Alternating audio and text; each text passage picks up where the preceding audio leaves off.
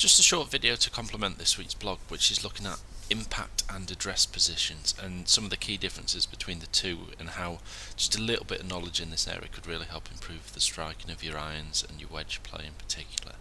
On the left hand side I've got a fairly classic address position. It's not faultless by any means, but some of the key bits to pick up on is that the weight's fairly evenly spread between the feet, roughly 50-50 between the two here.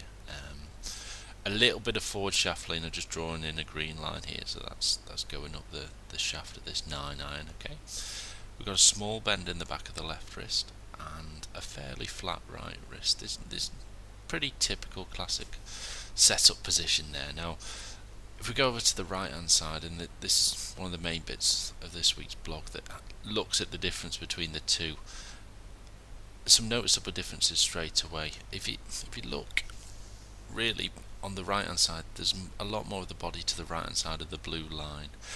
A significant amount of weight has been shifted onto this right foot, which is essential for any contact. And if you have a little look at last week's blog, which looked at low points and striking down after the ball, this is a bit of a must. So there's your first point for the difference between an address and an impact position, is weights going forward. I'm just going to remove some of these lines to show you the wrist positions in a bit more detail.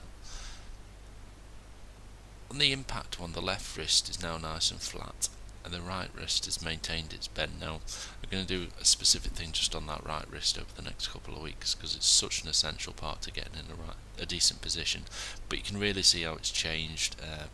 Back over to the left hand side here just briefly, and it's so essential if you're going to get a decent contact with any of these iron or wedge shots that you can hit this position. And as a knock-on effect of being able to keep your wrists in the right place, suddenly the club leans forward a little bit more. If I see any faults here with people on a regular basis, they're generally trying to flick underneath the ball and can't keep the wrist in a good an alignment, if you like, as it's going through. I hope this helps. By all means, leave some feedback or any questions and comments there. And if you haven't seen the blog and you're just picking this up on YouTube, go to my website, which is at the top. It's martindavidsongolf.com. Thank you.